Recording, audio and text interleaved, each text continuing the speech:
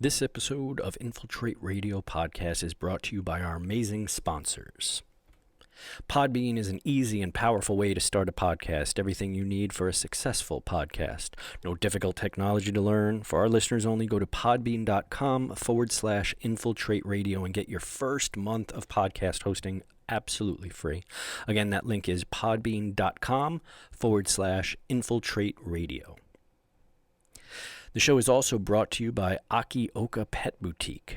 Use the link posted on our Facebook page with the link to the show and use code InfiltrateRadio25 at checkout, and you save 25% on any purchase from Akioka Pet Boutique. All your pet supplies, toys, etc. So again, go to the link on our Facebook page, click on it, and use code InfiltrateRadio25 at checkout and save 25% on absolutely any purchase. In addition, we'll post the links to any products we talk about during the show, such as the drinks we're enjoying or any other items we mentioned. So if you really want to help us out and support the show and keep us going, click on any of those links we post, and the show gets a portion of the purchases that you make. So you get drinks, you get products, you help to keep the show going, and we get to not be living out on the street. So again, just click on any of the links in on any of our posts that typically go to Amazon or other affiliates. So thank you guys for all your support, and here's another episode. Infiltrate Radio. All right, so you guys are listening to Infiltrate Radio, hence you hitting play on your podcast player of choice there. So you're probably aware what you're listening to. Biz is just shaking his head.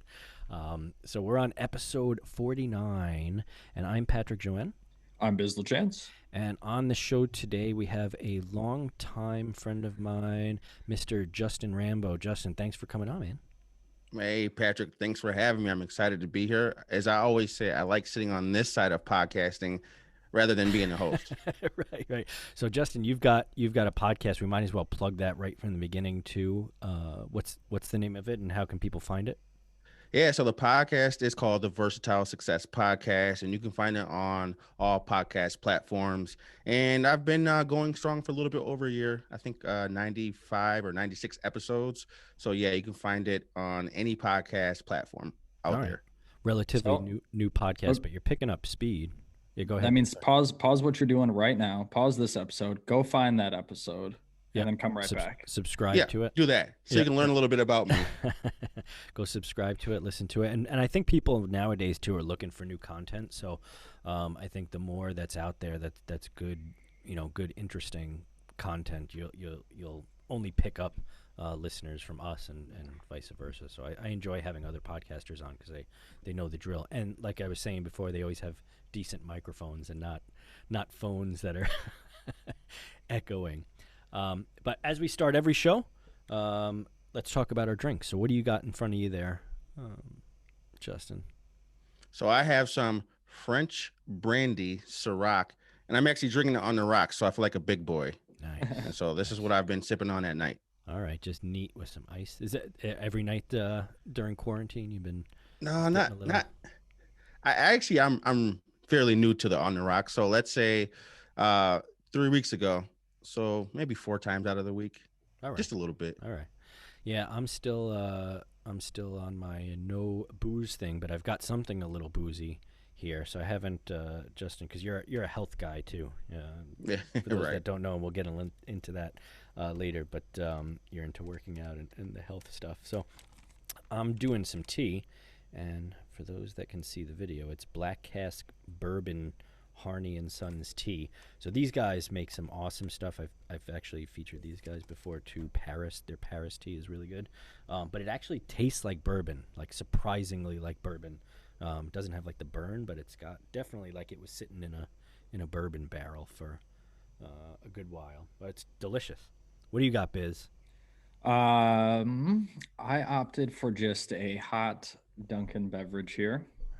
They still have the Christmas cups for God only knows what reason. Little toasted coconut swirl, little toasted almond, little blend of the two in there. All right. A little cream, no sugar, Is it the Girl Scout? What's the name of that cookie? No. That's coconut caramel. They had that for a while, and I was makeshift getting them to make that, as you may remember from like 3 episodes what are the ago. Girl Scout cookies called? They're called something. Oh, I don't subscribe to that nature. I just made a short film. I can't help you and either. We make a joke about the Girl Scout cookie. They're circular. They're kind of like a donut shape. I know what a cookie is. You don't have to explain that. Someone email us infiltrateradiopodcast@gmail.com and tell I'll us look it up. I'll look it up.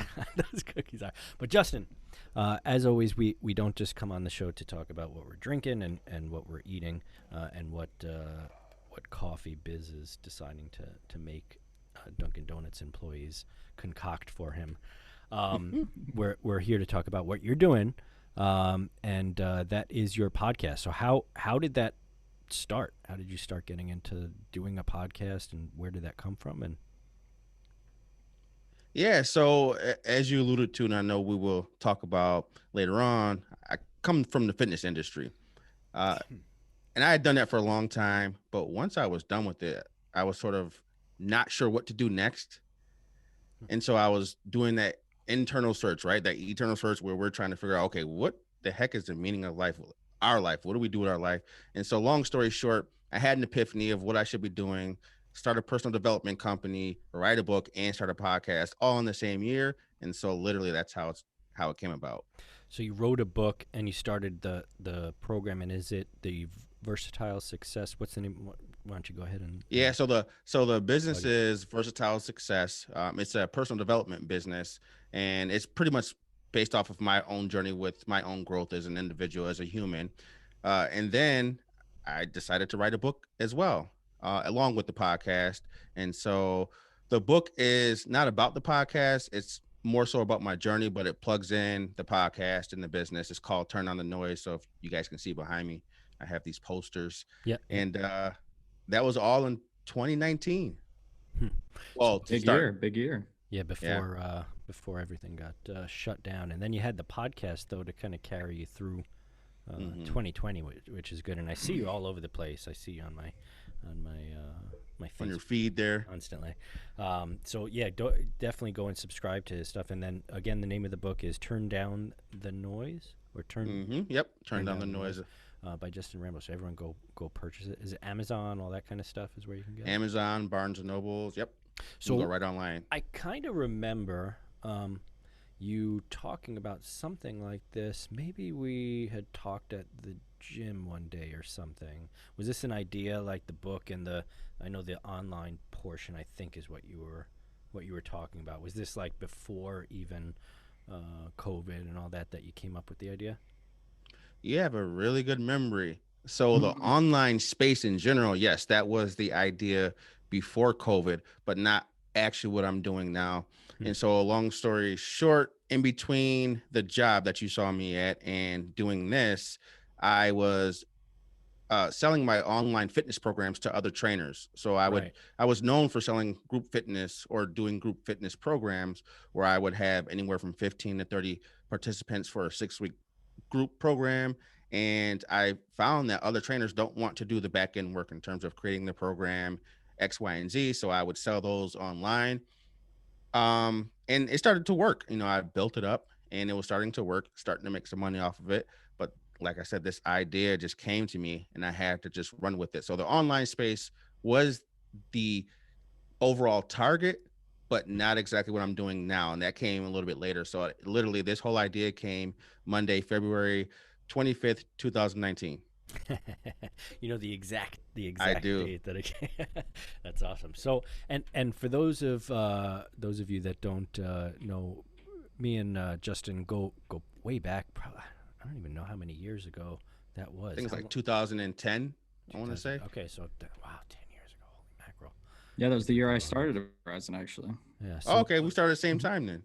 Yeah, another call center person or way of meeting. So I don't know if you remember this, Justin. I know I touched briefly on it before, but the way that I first actually remember our interaction was I was in the gym and I was working out and you were the trainer there, and I was doing something. I think I was training for marathons or something at that time to run marathons, and I was going like really hard. And I had this thing, like I was kind of joking about like going nonstop and never eating, and don't even drink water and that sort of thing.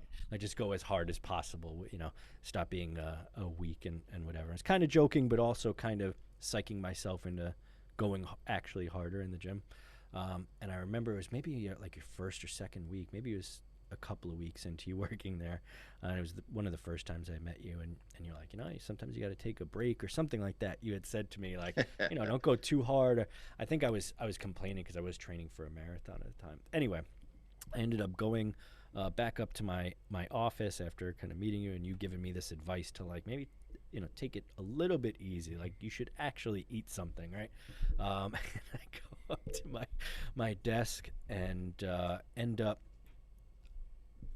sitting down, and I feel my heart rate getting really high, and I stand up, and all of a sudden the next thing I remember is looking up at the ceiling tiles in the office, and one of my coworkers standing over me holding my shirt like Pat, wake up, what are you okay, and he pulled me up, and all the blood must have rushed out of my head and my heart again because my blood pressure was really low.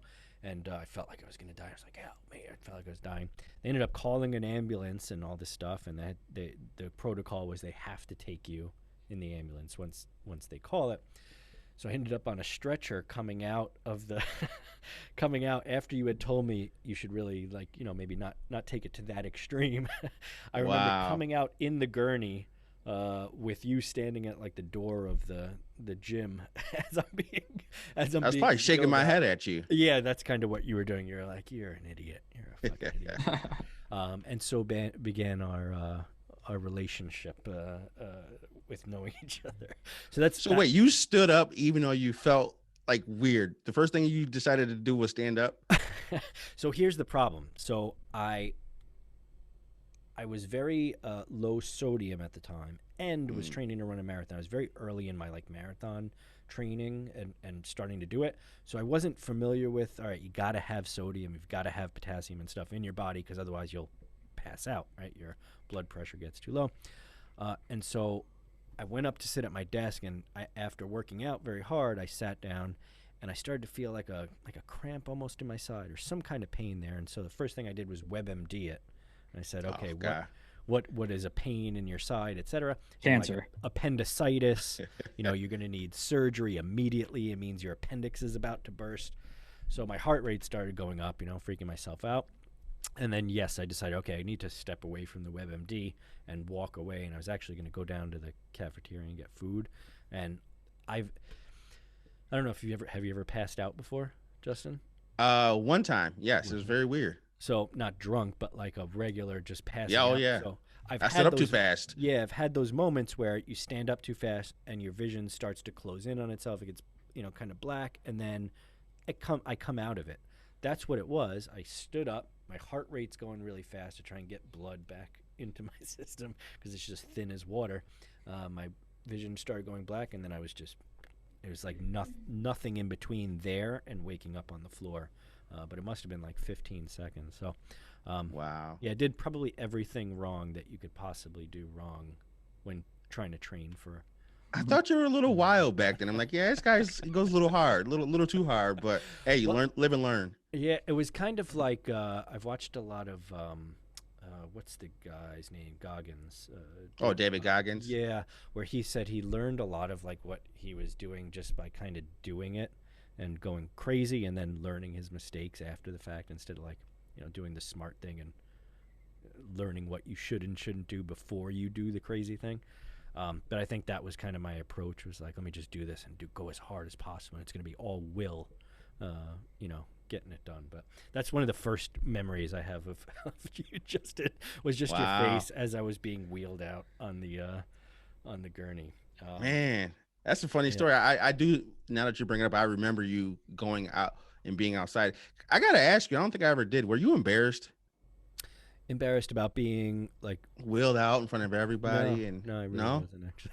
Man. At first, did you go home like after you released? They kept me in the hospital for, I don't know, a few hours, maybe 6. It was in the emergency room, so they're not very attentive.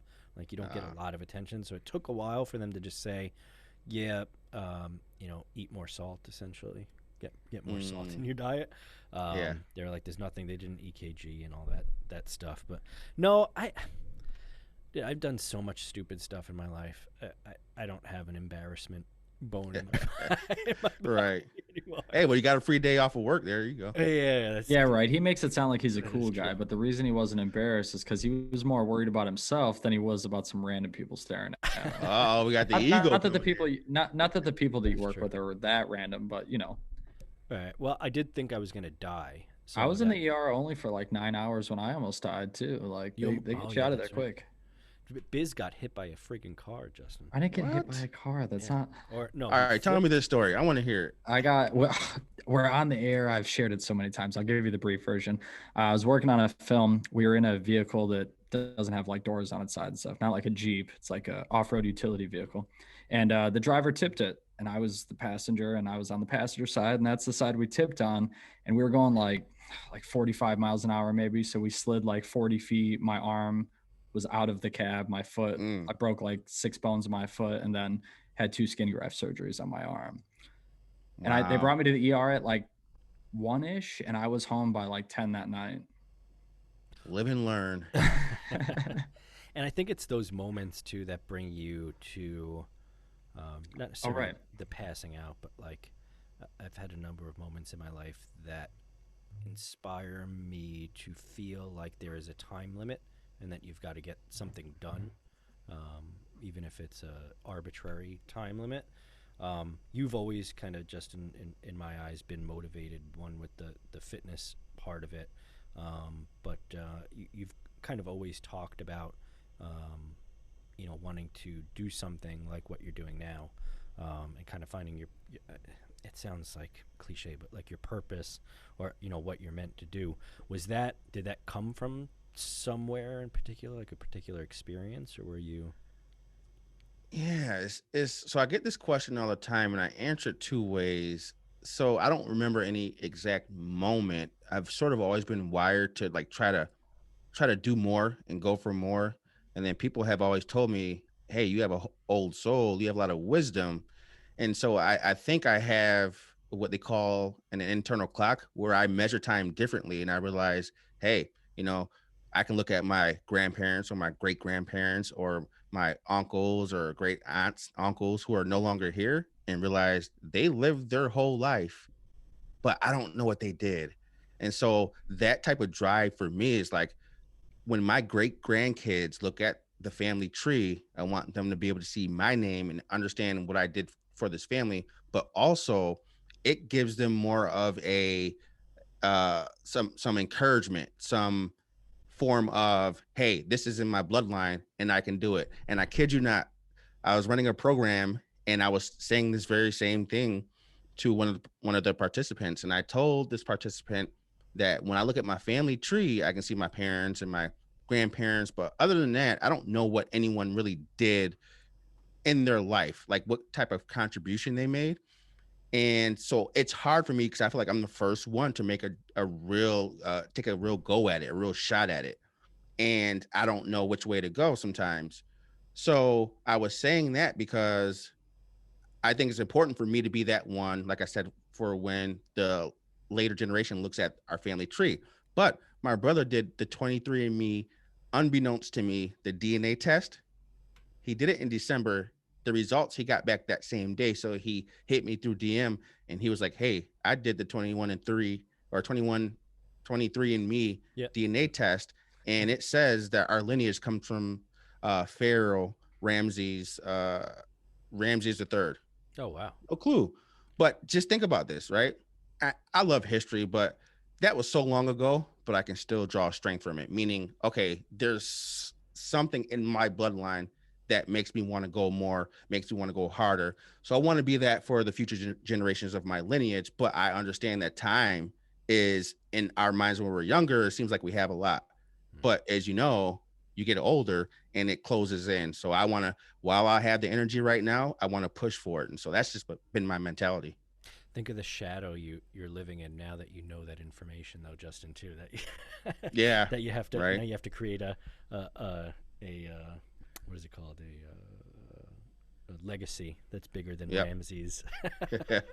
Yeah, I know. Tell me about it. But it's You could do it, Justin. I believe in you. He's like, I it'll put literally didn't think of it that way, but all right. He's a more hey. optimistic guy than you, Patrick. But yeah, it just pushes me. But yeah, that's just how my mindset is wired that way. But you've been the same way though, and I think that's why we clicked so much. I've always seen that hunger inside you. Yeah, and I a lot of the people that I have on the show, I kind of are in that world, which I think is very similar to your show. I mean, your Versatile Success. I think you end up interviewing a lot of people that are either already successful or developing maybe businesses and things like that, right?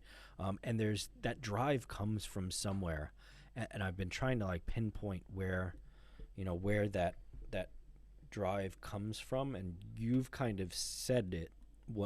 What my thought is on it is that it's being like this is going to sound really I don't know if it's a good thing or a bad thing, but the desire to be immortal in the face of death, if that makes sense. Leave your stamp. So yeah, like and whether that be a business or a piece of media, a movie or music or a podcast or whatever the thing is, those things live beyond you, and like you said, towards generations that you may never even get to know, and it's interesting that drive exists very strongly in some people, and some people seem to not really care that much, or maybe it's a more localized version of it, right? Where they're like, well, as long as I'm,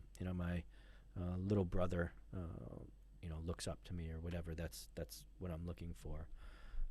That to me came from some dreams I've had in the past and experiences when I was younger, mostly with regards to like death.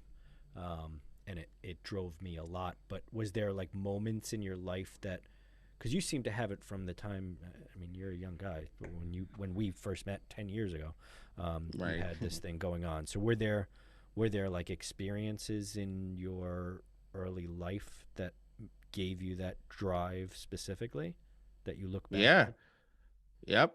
It's gonna sound really weird, but when I tie it together, hopefully it makes sense. But I felt really stupid growing up, right? So I was the athlete that was just a really good athlete, and when it came to academia and school, my grades are terrible. And in first grade, I remember we had the special help teacher come in, and they would take a portion of the kids out of the classroom to do reading and math. And so I was always in that group. And then our teacher made the reading and math groups. And then I was always in the lowest group. So in first grade, I'm thinking in my head, I'm not as smart as the other kids. It would take me longer to do certain things, but I was a really good athlete, right? That's all I had to stand on. But sports only last a season or two, depending on how many sports you play. So you have to go through school. And my whole life from, first grade to my senior year in high school, really struggled with school. And then I get to college, my first time, play college football at Erie the first year, but my grades are still terrible, right? So I moved back home. School wasn't for me. Stopped playing football. Now I just took away one of my saviors. Not a good student, great athlete. Sports are gone.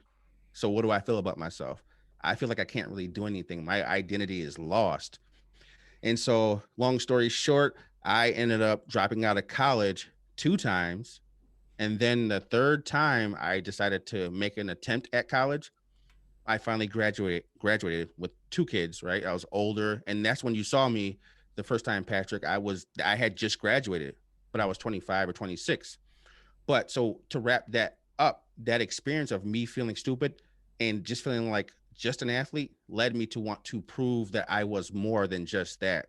And so I think that's where that internal drive came in terms of proving stuff to individuals, but it was harnessed at that time in the wrong way. But the other part to it is, if I can look back at my life, I've always been an entrepreneur. I used to sell things in school, shovel driveways. So there's always more to life than just school. But school was so heavily concentrated on when we were kids. That's all we were focused on, and that's all we knew. Now, Was I really stupid? No, I just didn't realize how I learned. So when you take my GPA from my third stint in college to my other two stints and high school, totally different person, right? I had to learn myself, and by learning myself, it gave me the confidence to go forward and do, pretty much what I did and what I'm doing now. So I would say, for me, that experience of just going through life. Now you think about it, right? It wasn't just one experience. It's first grade to first two stints in college. That's years of not feeling like you're enough. Yeah. And so that drive it kept pushing me without me realizing it. I think Really that's similar story.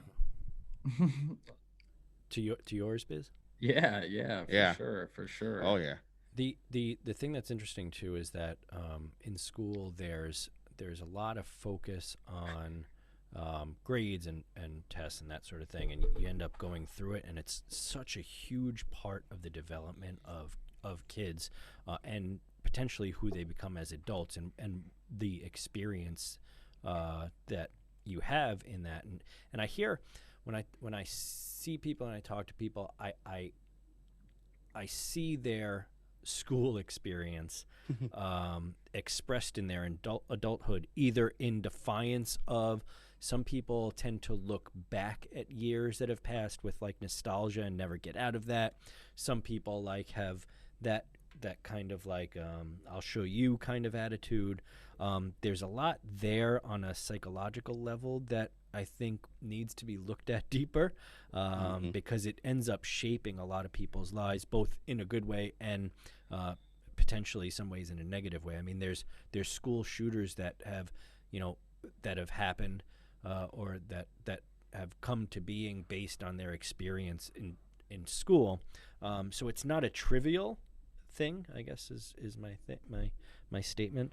I wonder if and I think I've said this on the podcast too, like we need to have more like life teaching in school, like Yeah. taxes, that sort of for stuff. sure. I think that needs to be Mm-hmm. general life skills, and then also maybe some sort of like psychological,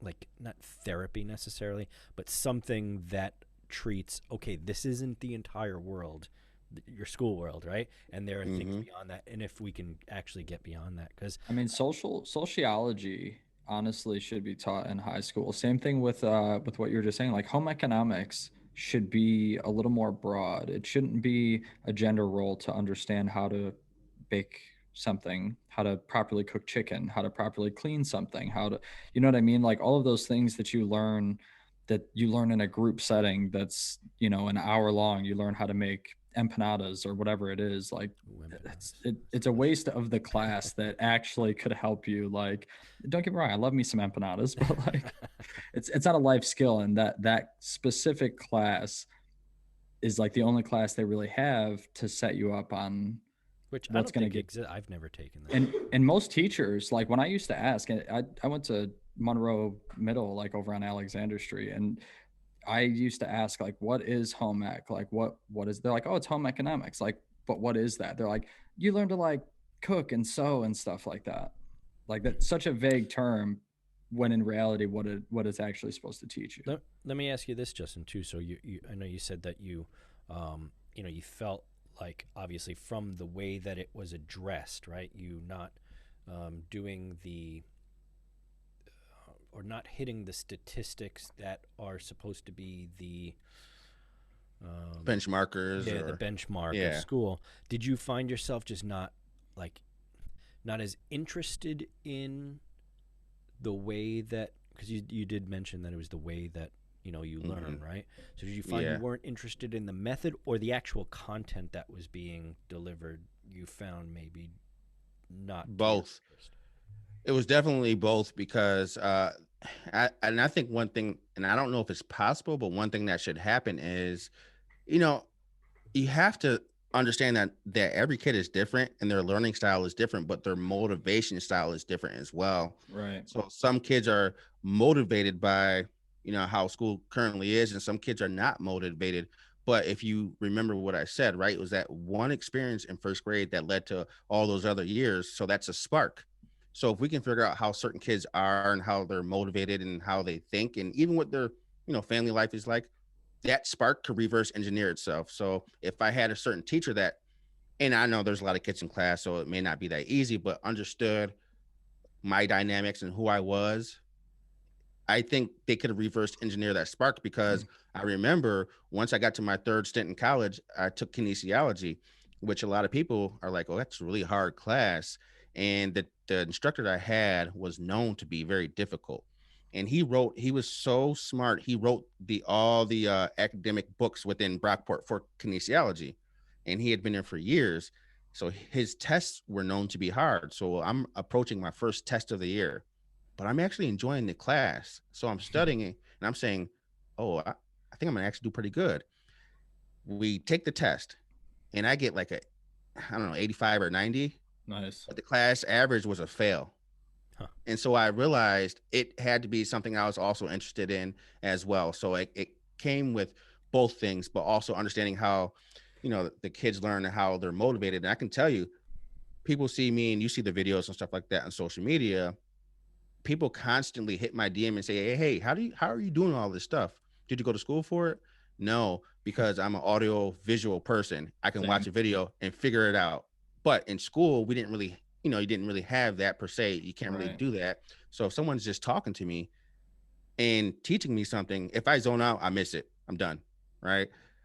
So it's just figuring out how you learn. But here's the other key part is I study humans, and I've always studied humans. And that's why I went to school for kinesiology as well. So for instance, Patrick, one of the things that drew me to you was, okay, I was just coming out of college. I finally graduated. I don't feel like I used to, but there's still that self-doubt, right? But I'm looking at Patrick and he's driven, and the way he speaks is very articulate. Let me study him a little bit more. And so you take bits and pieces of individuals that you can use for yourself, right? So it's not, and I had to realize it was bigger than just the school itself, the entity of school. It's studying life in general. And so now my confidence is a lot further than what it used to be, because I had to get outside of the box of just school and stop living that life of, hey, I was terrible in school. But school is the smallest portion. Yeah. And I think that I wonder if maybe also the fact that you tried a bunch of times and then decided when you went back that you needed to figure out how you could go about, finally graduating from, from college, like learning the skills it takes to be successful at something takes a while to learn that, like how to finish. I think it's the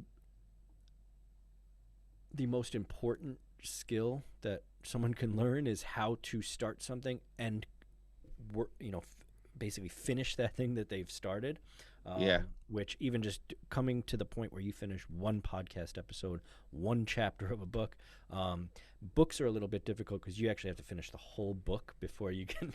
That's what I was going to say I've written before too, is that writing a book takes a level of discipline that when people actually do it, and not to knock you by any means, Patrick, but it's not like a collection of like poetry or a collection of even like unrelated short stories, or just when it has to go together, when the start has to lead to your end. You know what I mean? Like those require a certain level of discipline and like fortitude that I feel like not everyone has, but a lot of people want to have. A lot of people want to write, a lot of people want to be authors. A lot of people admire authors, but when it comes down to it, it is so hard. What I was gonna relate it to. I also published a book. That's why I say. Well, congratulations, we got authors on here. Thanks. Yeah. I think the skills that people have this. I don't know as much anymore, but I remember you saying, people thought of you as just the jock or just the sports. That's what I thought they thought, though. That's right? The key. Yeah. Perception. Oh yeah, I didn't have that. I said we were similar growing up. I realized I was not athletic in the slightest bit. I weighed like less than 100 pounds until I was like able to drive practically. Like, wow. I looked like I was like, probably on drugs as a young child. But I think that some of the skills that like organized sports and even just self-disciplining yourself towards something like in a fitness related goal, like it doesn't have to be as big as a marathon, even like a 5K or bench pressing a certain amount or squatting whatever the physical goal is. People are a lot better, or there has been systems put into place to get you to that end point, sort of, as long as you follow them. I think with things like books or just a career or any endeavor you're looking to do, if you start a family, how do you create a successful family, right? I think most of the skill set is similar, whether it be physical training, or it's writing a book, or it's finishing a podcast, or finishing an idea, or having an idea and taking it to the end. I think it takes the same amount of discipline, but I think the discipline comes from the ritual. So you don't become strongman of the world by one day deciding I'm going to pick up 1,000 pounds and then I'm going to go compete in the strongman competition. Every morning you wake up, you eat according to a particular plan, you do your reps of whatever the thing is, and you continue to train yourself. Same with a marathon, you work your way up every day, you go out for a run. Eventually your cardiovascular system builds up to a point, and I think it's a muscle and a skill that should have more of a plan. Now, I know you said that it was kind of you came to an epiphany. Is that what the book tries to do, is kind of set a plan or like a framework for how to do that?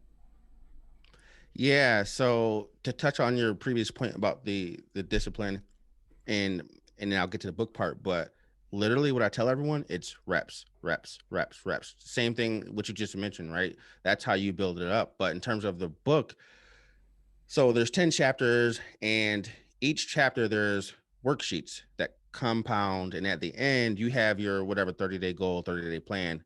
And the reason why it's called Turn Down the Noise is, as I alluded to, Monday, February 25th, 2019, the idea hit me. Now, it didn't just hit me randomly. It hit me because I was intentional about what I was searching for. So what I would do in 2018, I made a self-affirmation, right? And I told myself I'm going to say it every day, and without fail, say it every day. So from 2014 to 2018, I was really working on myself in terms of personal development. Business is up and down. There's a lot of things going on in the personal life. 2018, I created the affirmation, right? And I was really starting to understand myself. But then 2018, I closed the business. So, okay, what's next? Go through a couple of jobs, right? You saw me at one of the jobs. And then 2019 comes, and I said, I need to take this personal development thing a step further, but I don't know what I should do next.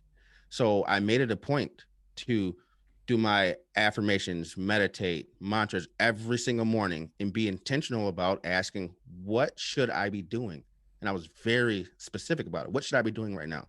I know the path I'm on, but what should I be doing? And so I thought I would, figure that out within a year. But in order to figure it out, I had to turn down all my distractions, which is turn down the noise, eliminate all my distractions. So I got rid of social media. I deactivated all my accounts, and I got rid of cable television, and I stopped listening to music. Why? Because I wanted to fill my brain in the dead times when I would normally listen to music with certain things. And so I thought it would take me a whole year to figure this thing out with everything I just named and everything I was doing. And so what happened was, January, I started that whole process. February 25th, I'm sitting there reading a book, and everything comes to me. It's like, I call it D-Day, download day. And that's when the epiphany happened, because I was intentional about searching for it, but I eliminated all my distractions. So the book in itself means that you already have the answer. There's just too much noise around your life for you to understand it. Because in my opinion, we're tapped into a higher source, higher power, whatever you want to call it. But there are so many different distractions going on that we're not receiving the messages. So if you take a radio dial and you turn it a little bit and you get some static, you're like, okay, I don't know what station this is. Turn it a little bit more. You hear some words, you can sort of make it out, but you don't know what the station is about. You start cranking it a little bit more, and now you're starting to understand. You hear some fuzz around it, which is annoying. You hit the right dial, you get all the information. And I so feel that like was my download day.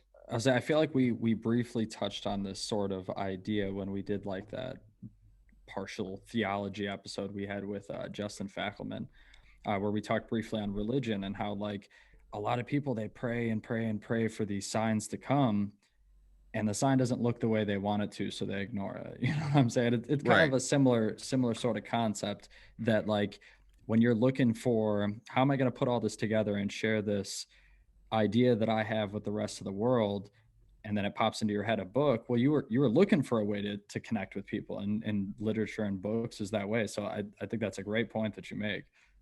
Well, Yeah, and what's I actually didn't even want to write it once I got the idea. I tried to say, no, not You, me. you I want to don't. write this for me? Come on, Right, bud. I don't want to write a book. But yeah. well, what's interesting about what you said too is um, you're turning down the distractions and stuff, and that it's already there. And I think there's an enormous amount of power, and I'm tying this into what I was saying before, like what you were saying about the reps every day. It's what you're doing every day that ends up leading you in a certain direction. I think Arnold Schwarzenegger has a quote too about him hanging up, like when he was training for Mr. Olympia and all that stuff, about hanging up like posters of the people he admired, whatever, everywhere. And it wasn't because, while he admired him, it wasn't that he was like kneeling before them as like this thing, but it was a constant reminder, almost like you're brainwashing yourself in the direction where you want to go. And I do that. I do that also. So like if my focus is running and making sure I get up every morning and run and eat right for training for, I'll just say a marathon, whatever the case may be, I tend to like all my life, everything outside of what that particular goal is needs to go away. And that could potentially, and what's difficult about that is that could be things like friends too. So if you have a certain focus, and things around you are not conducive to that goal, so I'll give uh, a relatively simplistic thing.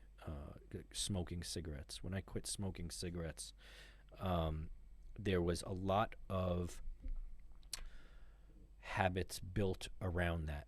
So, for instance, if you worked, or when you're at work, you would go out to the smoking area with a bunch of smokers, and you would tailor your drive home, let's say, so that you could maybe have an extra one if you weren't allowed to smoke when you got home.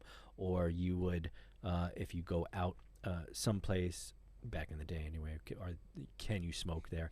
But then do they have a smoking area once it kind of got banned inside, right? And when I quit, I found I needed to, you have relationships with people based around the habits you have. So I needed to actually distance myself from the smoking area and the people I would hang out with there, so that I could form other habits that were in the direction of my goal, which was eventually to not smoke cigarettes, and eventually Right. to like running and that sort of thing. But that sort of blueprint has carried forward into every other aspect, where, if I want to, record and perform music, or I want to, get in shape, or whatever the thing is, I have the goal, and you pinpoint it, and you do the best you can to get rid of the things that are not in the direction of that. And sometimes that's difficult. I think Only sometimes. right, because especially if you have a family, or you have you have kids. Obviously you don't want to neglect your children. You don't want to neglect your relationships that really mean something. But there is a certain level of, I'm doing air quotes for anyone listening, of selfishness that comes along with obtaining a goal successfully, I think. And I think that it is for ultimately the betterment of the relationship that you're in.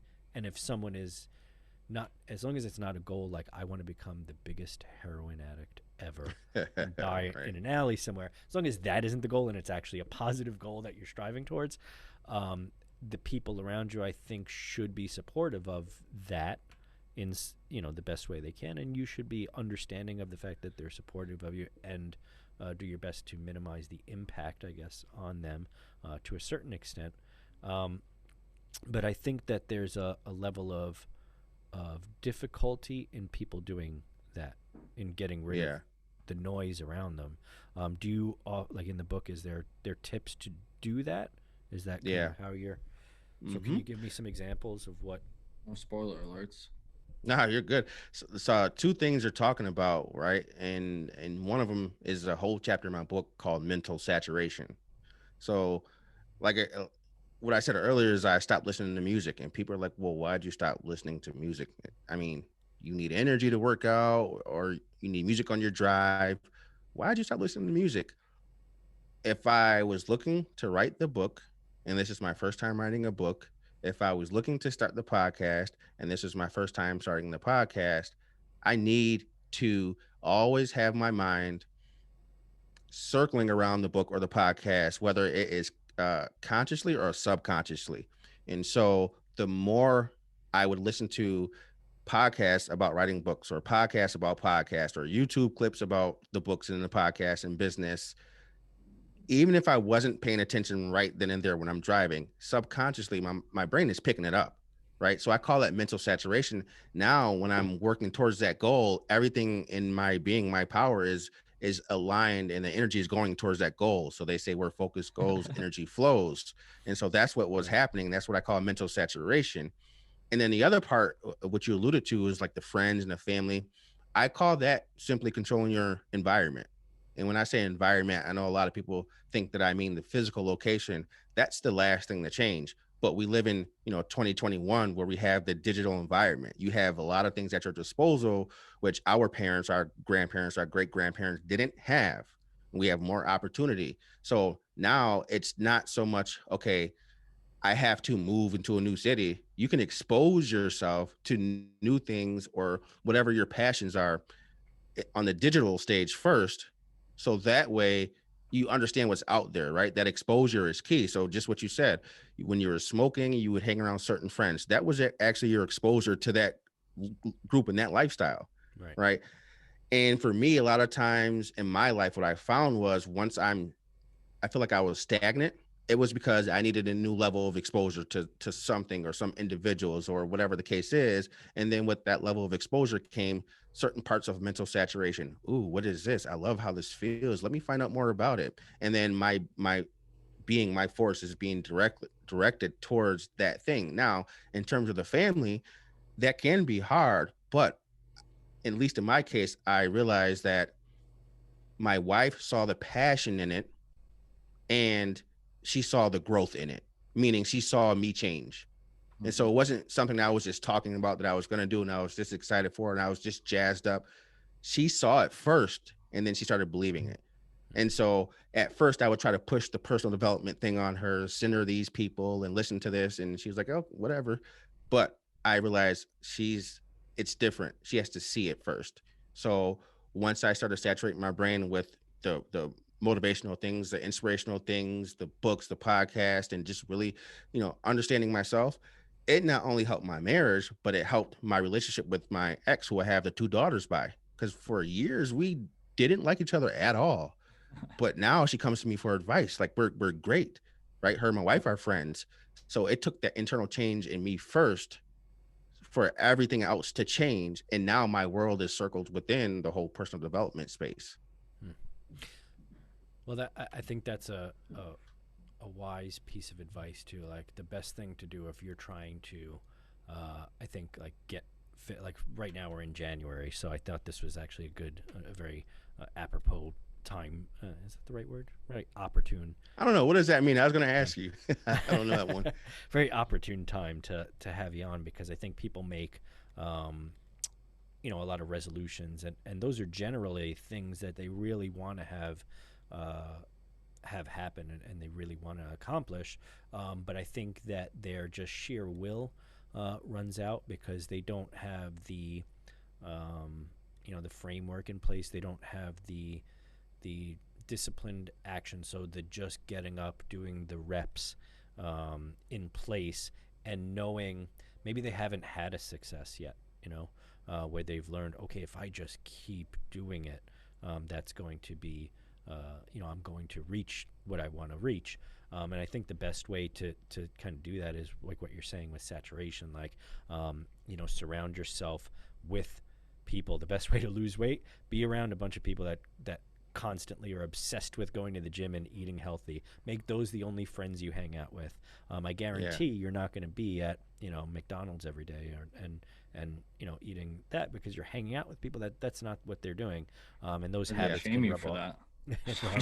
I'm not saying, Pat, you will. Right. If Right, that's your right. goal, right? If whatever it is your goal and you truly want to do that, you need to direct yourself in a way that's going to eventually get there. And the way that you do that is through one little steps every day in that direction. Because if you've got, you're running along a path and this person continues to take the same, steps every day, and this person is just taking slight steps, eventually at the end of it, you end up at, all the way on the right of it or whatever, and this person's still in the same path. So I think the little changes, and then surrounding yourself with people and things that are in congruence with that goal, that are on that same track. I think that's super powerful. Can I touch on that really quick? Yeah. Please do. So the whole New Year's resolution, I'm a fan of New Year's resolutions, number one. But I think what happens is individuals, they don't know themselves. So anything that's shiny, anything that's new, or anything that they think is cool, they want to do, but that's not really them. So there's not a strong enough anchor to hold them to it, right, and go through it. And so that's why I tell everyone, right, if anyone ever asks me, okay, what should I do? How can I become successful? And I'm not saying I'm successful, but if they ask me those questions, I would say tap into who you are first, because you'll find the answers. You'll find the why. You'll find the anchor there. And like I said, the whole control your environment, social media. A lot of people tend to be copycats, and it's just human nature, right? This looks cool. Everyone's doing it. I'm going to do it now, X, Y, and Z. But think about it. If you're doing everything, a lot of those things, a high percentage of those things you're doing are not tied to you. So if you fail at 1, 2, 3, or 4, or 5 of them, your confidence goes down, and you tell yourself, hey, I can't accomplish anything. Let me stop trying. But you didn't try the thing that you were attached to in the first place because you didn't understand yourself. And so that's why personal development for me is so important. It's the foundation of you, and that's where everything grows from. I think that is a perfect bridge to something I used to bring up a lot when I used to work at Verizon, is that like people would compliment you like, oh, you're such a great customer service representative. You can explain a bill so well. Like, I do not want to be remembered by explaining a bill ability. Like I there are far things that I feel like I'd prefer to be remembered by. It's a good compliment, don't get me wrong. It's a good drive for an employee, but like, you know what I'm saying? Like, it's not really what you want to be known for. It's not what you want to be remembered for. Not even remembered for. Like, you know what I mean? Like, it's not that they don't want to see you coming and be like, oh man, no one explains a bill like this guy. He's a bill explainer. You're right. Yeah. But there can be something, there's something to be said for work like that too, where you go in. I'm a firm believer, like, if I'm going to do something, I want to do it Good and right. well, and I want people to say like, oh yeah, Pat's relatively good at that, or whatever, even if it's the bar that I owned, I used to tell my employees how much I would how much mopping meant, like how a person mopped. I could immediately tell how good of an employee they're going to be over the long term, in terms of how like how not precise with their mopping, but like how thorough. Like if they moved the chairs instead of just trying to go around the chairs with the mop, if that makes sense, right? I could tell, okay, maybe they don't have the habits in place to like, keep this place as clean as I want. And it's those little things, I think, those little habits that end up, when you do direct them in the direction, which is why, Biz, I think you're successful and people see you as a hard worker, is because while that the answering of the phones and explaining the bill isn't the thing that you want to be doing with your time. The skills that you use to excel at that are the same that you could apply to the thing that you want to do, and which is Well, what you do, I right? Your think that work in ethic ends up being applied to the things like acting or Yeah, I was gonna say in what you're saying, I mean, my level of work ethic is what people were trying to highlight. You know what I mean? Like the fact that I had been there X amount of years and I knew the systems, I knew the layout, I knew the questions that most customers were gonna ask before they asked them. I had gotten like too good at a base level job to the point that the company used to kind of give me pushback about getting out of that position. They're like, well, you're so good in this one. Like, yeah, but it's the entry level one. And I've been here right. like, a couple of years now. Let's move me through the process here.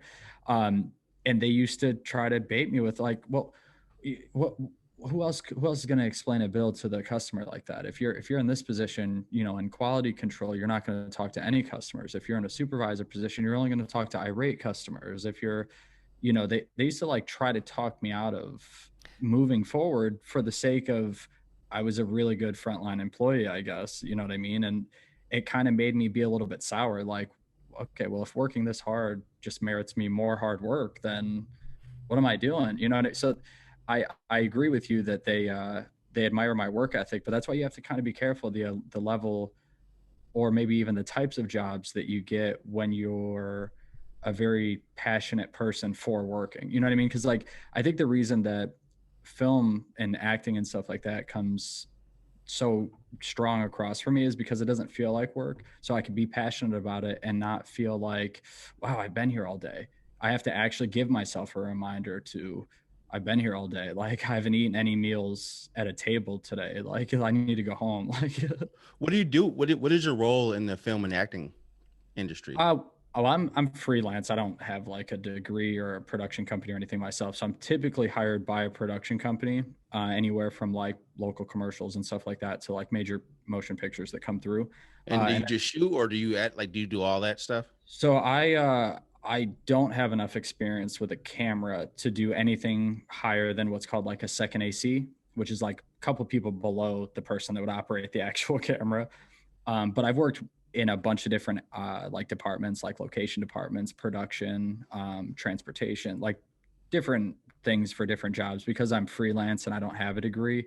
Really, if a film comes to town and I'm qualified for the position, they'll give it to me. Yeah, Not like Yeah. in an arrogant way, but they'll give me an opportunity to try to get that position or whatever. I think on a film set too, it's like do you have the ability to do it? If you do, then you're that's your job now. Well, I I think think a there's lot of some times too, multitasking. because like the locals know me to be a little bit more multifaceted or what have you. I have a knack to kind of get pushed into the more responsible roles once I'm on set or once that position comes available. I tend to be kind of like a go-to for it because they're like, oh well, Biz knows all these departments. Let's just put him into that leadership role, which I don't hate, but at the same time, it's one of those things that I've talked about on the show a lot when it comes to you're already putting so much passion, so much dedication into this. And they're like, well, can't you just do a little more?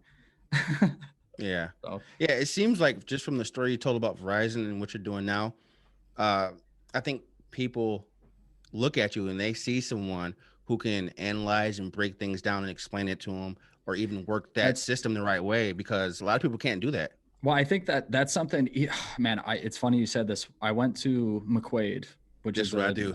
a Jesuit Catholic school. And as we know from previous episodes, I'm no Catholic.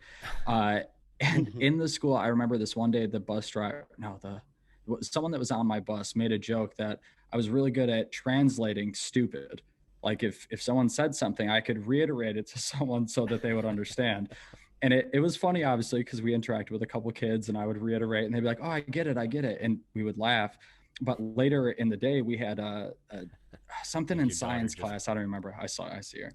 Uh, so somewhere in my science class, this kid asked a question and the teacher looked blank and like made eye contact with me. And I literally just resaid what he said. And the teacher was like, ah. And of course, me and like three of the other kids that knew that this had been a running joke now had been funny. But that's a complete side story that just popped in my head. I think that a lot of people do see that I'm good at not necessarily teaching because I'm not a good teacher. I don't have patience for that. but I'm good at showing you the way that it works, or at least showing you the argument for that side Yeah. of it. You know what I mean? I'm good at devil's Like advocate, if you will.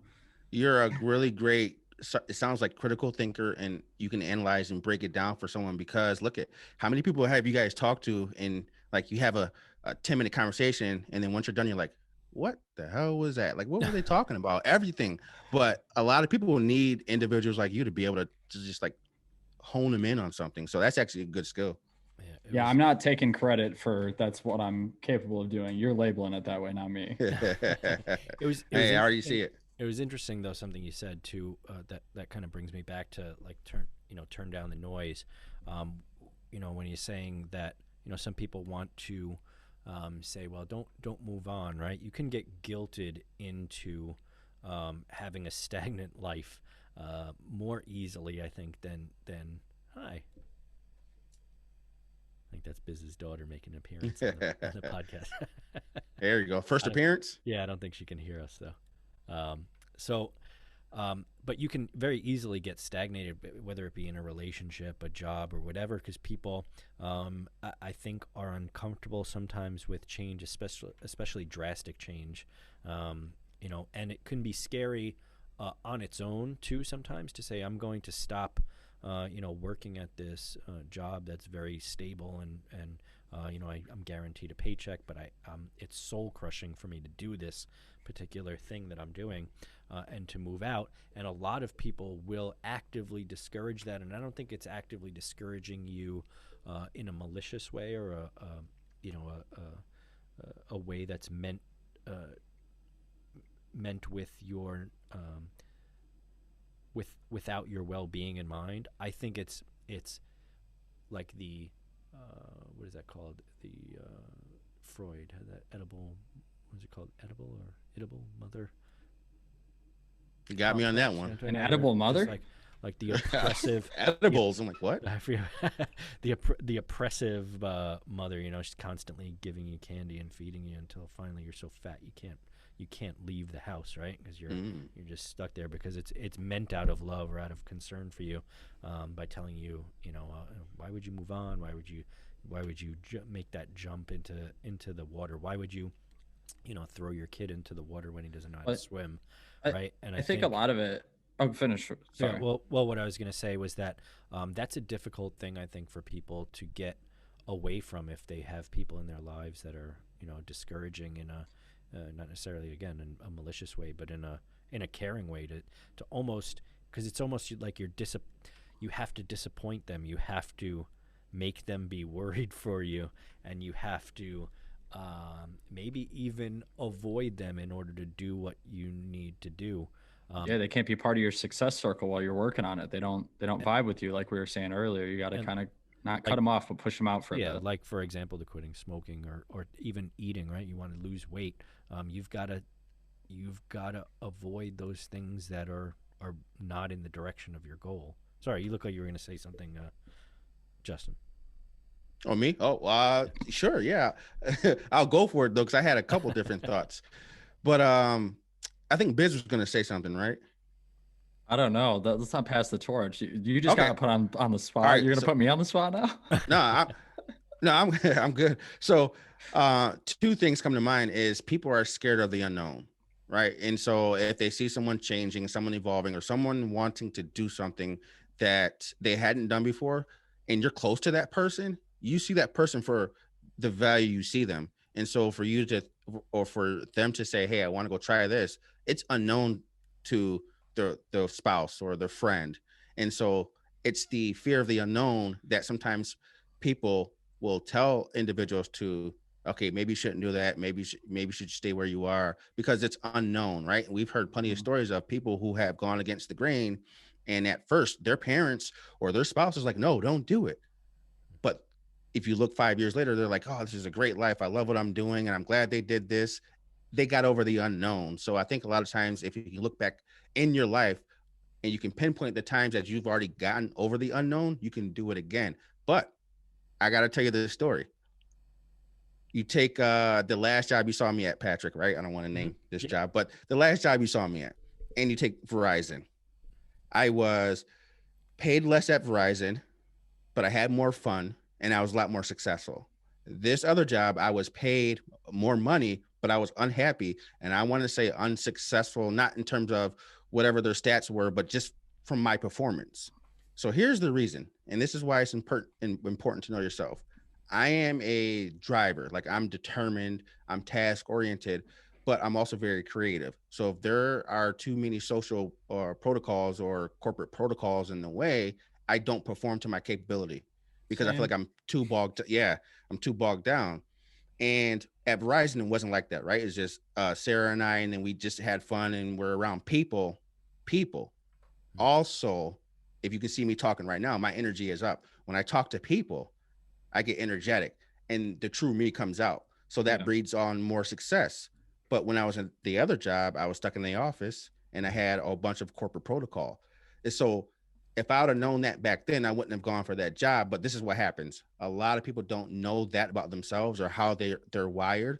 And they go for things that are not in the best interest of how they perform. And then they think they're terrible for it. And not to keep picking on Verizon, but I think that's a good job for what I was going to say is that, like, it's about your capability. So many people didn't know what they were capable of. Either they'd start working there, like, oh, I've been yelled at by customers in my face before. It's no big. And then they get on the phone and someone like digs into them deep over a cell phone bill, and they break down and they got to quit. And it's about like your capabilities and your determination. You know what I mean? The same thing goes in the positive way, that if you're determined to be successful and you get to hit some of those passions, like you said, like talking to people, only having one colleague that gets you rather than five that don't get you, you know what I mean? That it really changes the dynamic and changes your ability to not necessarily be successful, but be open-minded to the point that you can achieve success, and those little wins actually feel like success, rather than being like, well, I don't really feel that successful because I've never been the headliner at a theater. I've only been an understudy or whatever. You know what I mean? Like, you got to take the successes as you get them and recognize them as successes. Yeah, and you stack them. You keep Yeah. stacking them. Are you guys familiar with the whole DISC assessment thing? Yeah. Okay. They used So to have it at Verizon. right. So are you familiar with the letters and what they stand for? Yeah. Dominant, Yeah, so I don't remember the I. so D is dominant, I is influence. Yes. Influence. There it is. Yep. And then S is S, strategic. strategic or steady, like, Yeah. Yeah. that type of thing. And then C is cautious, right? Like, and so here's the I crazy think they part. labeled it creative or some other C word when we Yeah. used to have it at Verizon. Oh, But yeah. it's been like redone, but the Yeah. core of it stays the same. So if you think about it, right? So let's draw it into four quadrants, right? The Yep. D and the I up top, and then the S and the C on the bottom. On the left side where the D and the C are, it's all task oriented, Mm-hmm. right? Where the I and the S are, it's people oriented. Yeah. And when you actually take it and you actually understand it, it makes sense. So now, me moving from Verizon to what I was doing before, and I forgot to say I had the personal training business, right? Mhm. Successful in that because I was around people, I was myself.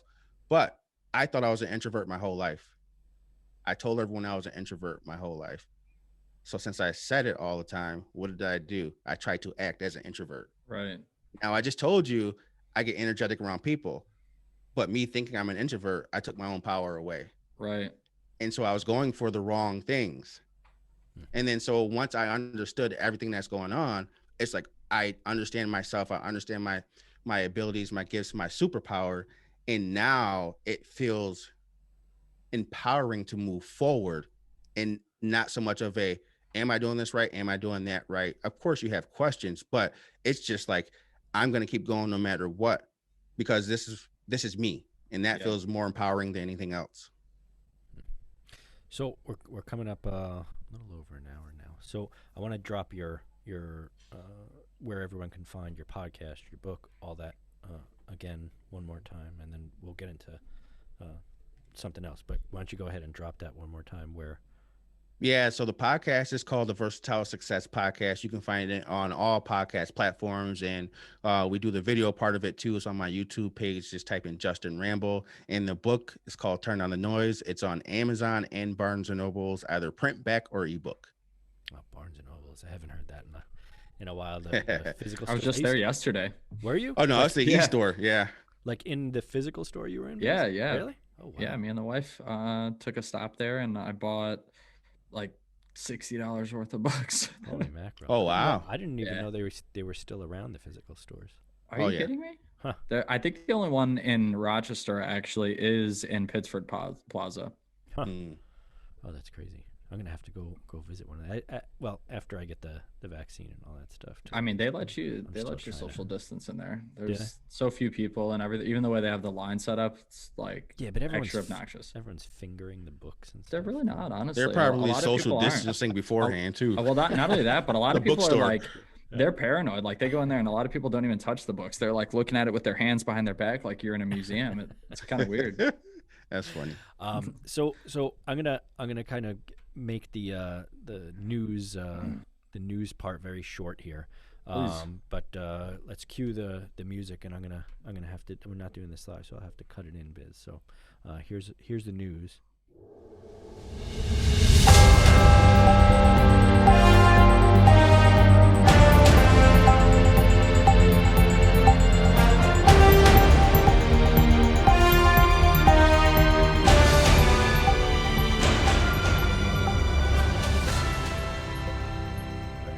Well, we're back now. I know that was uncomfortable for Justin and Biz there for a second. It's not uncomfortable for me. I know what to expect. But Hey, I knew what was going on.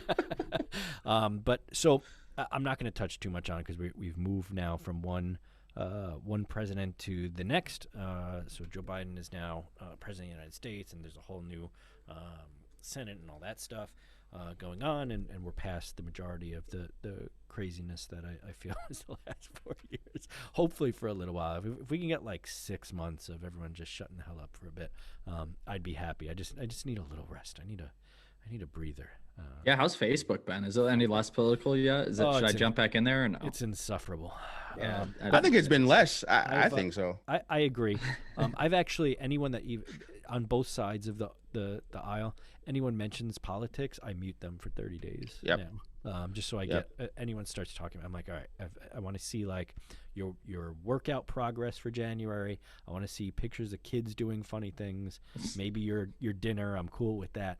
Any other things you want to post on there. But being that we're in January, Justin, and we're in the midst of a new now administration, at least in the United States, for our United States listeners, do you have maybe something that from the book or an idea that maybe you want to get on people's minds here in the beginning of the year, 2021, now that we're beyond all the insanity even of just last year alone, 2020, that maybe will guide them maybe towards your book and towards your podcast, and if they're interested in kind of what we were discussing here and the like, maybe just a message for them to start to the year. Yeah, my biggest message would be just spend time with yourself, get to know yourself, because what happened in 2020, a lot of people were forced to be by themselves or be with themselves, and guess what? They didn't know who they were with, right? They didn't understand who they were, and so that was a struggle for a lot of people to just be by themselves, and that caused a lot of different issues. So I would say take that as a lesson. Hey, the person I stuck with in 2020, I didn't recognize the person in the mirror staring at me. I didn't recognize, sitting in my seat and my thoughts. Like it was all me, but I didn't recognize it. And that led to me feeling down, led to me feeling depressed, sad, whatever the case was, or lost. But take this year to get to know yourself. So a couple ways you can do it. The first thing I always say is just journal about your life in segments, right? From age 5 to 12, what happened? What were the experiences? What things did you go through? And then so on and so forth through the other years, because you'll start to see your life in more of a action format versus everything in your head, right? So journal about yourself, but also just spend time in quiet with yourself. Get used to your own thoughts, right? And so just discover yourself this year and go forward, because everything starts with you, and you can't pour from an empty cup. I like that, and I think that's don't pour from an empty cup. That's an idea that kind of I was trying to get to before. When you seek out the goals that make you happy, it ends up spreading to everyone around you. So even though it's a selfish endeavor, so to speak, when you're going for some of these things, like you said, when you started finding out, what you really wanted to do and where you're heading, and your family and everyone around you, those relationships got better. So ultimately, even though it's for yourself, it ends up spreading to the people around you. I think that's great. And with regards to, I'll talk to you about this real quick, but I ended up getting a sauna for my house, which is the best freaking thing ever. It wasn't super expensive. Like, you could do it on credits. It's like, I don't know, $80. You bought a sauna? Like, how does that work? It's like the whole big little thing? One person, thing, and it's got a little heater inside of it and all that. Wow. But it's like $80 a month I pay, like, over whatever it is, 600 years or whatever it is to Right. pay for. It actually wasn't that expensive. It was maybe like a G, so over a year. But that time right now, because I've got all my kids here, everyone's in the house on top of each other, I've got this like hour that I sit in there where it's just me, in silence, and that hour is so important. Yeah. I think that with social media and the like, I think that message is important to take some time, especially now that we've moved on to a new administration, and maybe we can actually have some quiet with our own thoughts for a while. I think that's an important message to tell people, take some time away from all that stuff, turn down the noise for a bit, and maybe find at least your purpose for this year, or a week or two even. Yeah. I forgot to plug my social media handles if you don't mind. Yeah, go for Please it. do. Yep. Yeah, so you can find me on Instagram and Facebook. It's Mr.Personal.Development, right? Mr. Personal Development. And then the website is www.versatilesuccess.com. Awesome. So I went ahead and gave you a follow from the podcast site probably about an hour ago. So go Perfect. download the. We'll make sure to share you. Download and subscribe to his podcast. Subscribe to our podcast if you're just listening to them episode by episode. Tell your friends about it. And again, any links that we post in the social media posts will give us a little bit of pocket change so that I can buy new socks, because they're all holy now. Not in the positive way, Justin. They're all full of holes this year. So help us out. Buy some of this delicious tea. And no, I'm joking. I'm not doing that poorly. But anyone who listens to Justin's podcast, he's going to have me on there and a guest, I think on, what was that date? Oh, right. Yeah, so it's like the one that starts Jesus. after next New Year, and then it goes into next week, and then after we'll figure it out. Trying to book himself already on the I like it. No, but thank you everyone for listening, and to to everyone that clicks on those links. We really appreciate it. Justin, thanks so much, man, for coming on. It's been quite the past year, and I appreciate you being a guest on the show, and we'll have to have you on again, and we'll talk at the end maybe of 2021. I keep forgetting what year we're in, 2021, and we'll see how everyone did. Maybe we'll check in. We'll have people send in their New Year's resolutions, and we'll be watching you guys. So we'll 2020, the eye in the sky. Yeah, we're gonna let you know that if you succeeded or not. But thank you again, man, Justin, for coming on. Thank you both. Thank you guys for listening. And our guest next week, I forget who it is right now, but you'll see. We'll post it, so you'll be able to keep it a surprise. And thank you guys for listening. This has been Infiltrate Radio, and see you or talk to you guys next time. Later. Biz looks like he's paused, but he's not paused. I'm waiting for us to clear. Oh, there you go. All right, bye, guys. Oh, Thanks for listening. All right. Infiltrate Radio.